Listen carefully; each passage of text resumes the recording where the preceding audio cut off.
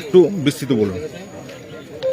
হ্যাঁ, আজকা বেলা প্রায় 5টার সময় আমরা একটা খবর পাই যে বুড়ো নদীতে একটা মৃতদেহ পড়ে আছে, কিন্তু ওই মৃতদেহের ব্যাপারে কেউ কোনো পরিচিত হয় নাই এবং মৃতদেহ কার তাও শনাক্ত করতে পারেননি।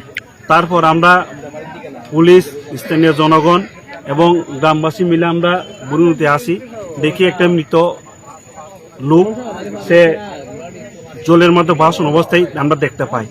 তারপর আমরা সবাই সহায়তায় আমরা মৃত ব্যক্তিকে জল থেকে তুলে আমরা যখন পারে আনি, তখন গ্রামের লোকগুলা ওই লোকটিকে চিনতে পারি।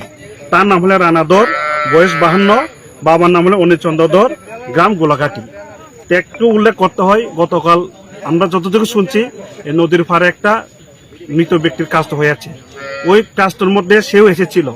এরপরের থেকে বাড়িতে আর সে ফিরে যায় নাই। তারপর আজকা নদীতে যখন আমরা একটা দেড় বডি দেখতে পেলাম, যখন আমরা দেড় বডি তুলে নদীর পাড়ে নিয়ে এলাম, তখন ওই লোকটিকে আমরা গ্রামের মানুষের অনুসারে শনাক্ত করতে পারি। কালকে যে লোকটা বাড়ি যায় নাই, সেই ব্যক্তি আজকে আমরা মৃত অবস্থায় দেখতে পাই। আপনার কি মনে হয় যে মৃত্যুটা কিভাবে হয়েছে বলে মনে হয় প্রাথমিকভাবে?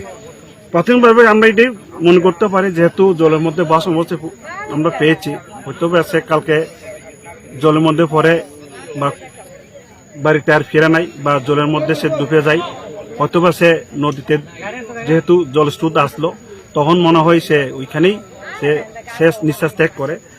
তথাপি আমরা এখন পোস্টমর্টম করতে যাচ্ছি, সঠিক মৃত্যুর কারণ কি আমরা পিএম করার পরে আমরা সঠিক জানতে পারি।